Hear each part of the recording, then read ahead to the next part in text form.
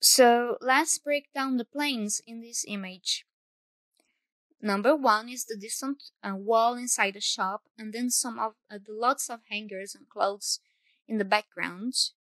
2, more clusters of clothes in the midground.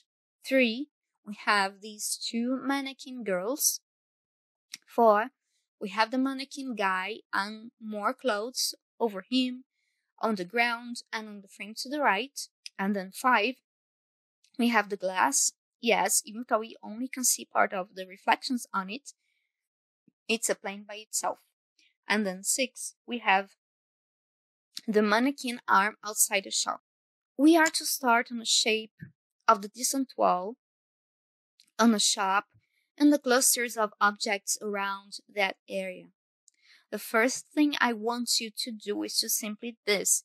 Forget about the glass and its reflections. Just pretend it's not there. Then, with your judgment and your ideas, simply try to fill in those areas with what you think or imagine is hanging in there in the back of the shop. Since this is a sketch and we are trying to get the gist of the things rather than being accurate, I'm not very careful with scale or placement. In this corner, I tried to add some of the notorious shadows, lighting, and transition. Once that is done, with the exception of the leather jacket and the jeans, most objects are just the average color. So it's just shape and color value. Notice it is extremely important that we follow the order of the planes here, always working from the furthest to the closest items. Also remember, the further objects need to be done so in a way to be overlapped by the objects that you are adding in the closer planes. Now we come to the closest cluster of the midground,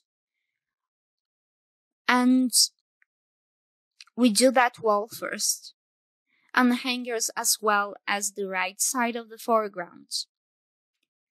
All of these areas are going to be behind other objects. We need to respect that order to help creating this good illusion of depth. And now we can go back to the clothes in the closest midground. Similarly to what happened in the previous exercise, we have the ground stretching from the midground to the foreground, and resting on top of it we have the mannequins and the clusters of objects. So thinking about it, we need to solve the ground first, and then I continue overlapping it with the objects in the midground. Notice I already add the notorious shadow cast by the mannequin to the right, and that is based on this principle that the mannequin is in front of it and closest to us. So I'll do that shadow first. Now, my favorite part of this exercise, which is painting the mannequin to the left. I start as usual, average color on each of her shapes, and then I'm careful to make the clothes on layers that are on top of her body. This way I can work on the notorious shadows, transitions, and highlights of her body independently and keep this illusion of depth. Notice that all the time it's all about keeping things in their separate planes and the right order that we see in reality, and working from the average color, giving it the shadow, the highlight, or the transitions only if they are noticeable. I am also economic about the color value range across all of these exercises. Many times I will skip color variations if they are not very important for that particular shape or area.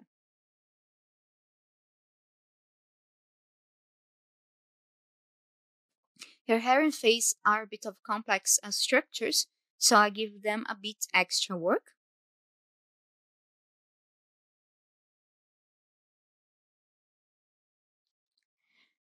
And notice that only now I do her forearms and hands, and it's because they are closer to us, in front of the body. So always working in the same way that you see reality happening around you. I try not to be carried away by details, okay, because they are not the purpose of this technique. And in my case, it's almost difficult because I love painting in details and rendering things.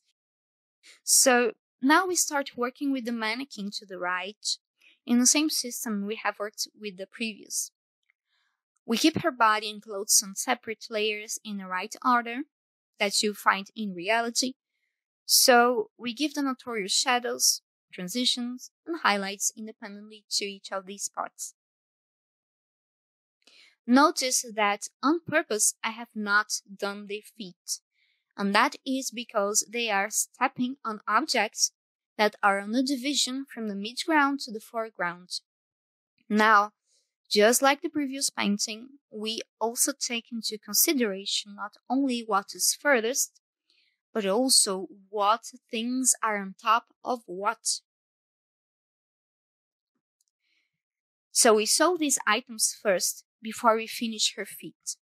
And in working these items, we keep their same order in real life. What is underneath is to remain underneath, and what's on top should be on top. So we sew them on layers that represent that exact order. So now we can paint their shoes. Oh, and price tags, I almost forgot them.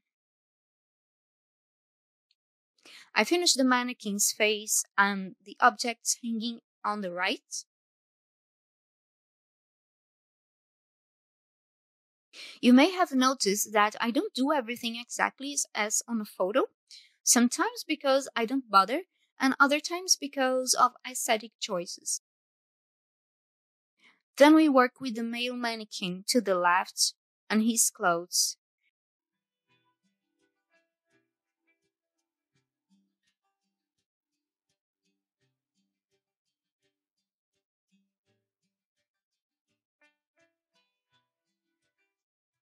And after that, we paint the arm outside the shop. By the order of the planes we broke down before the exercise, we should have done the reflections on a glass first.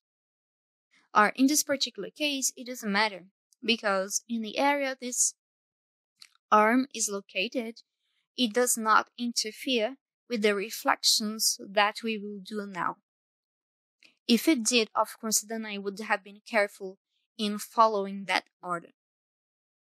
To the reflections, it's nothing else than a bunch of shapes set to low opacity, and to do the idea of transition, I just simply erase some parts of it with a huge soft edge eraser. And then, in a few spots where there seems to be some darker reflections, I just do some shapes with a dark color and set them to overlay in low opacity, almost as if they are not there. And I finish the work giving a tad of more luminosity to the girls' faces, and I add a tad more of saturation to the overall colors, as this brush has this gray undertone that I mentioned to you earlier. And this was the exercise that actually took me longer time to do, but it was super easy, despite the many details and the structure we need to keep in mind in order to solve it.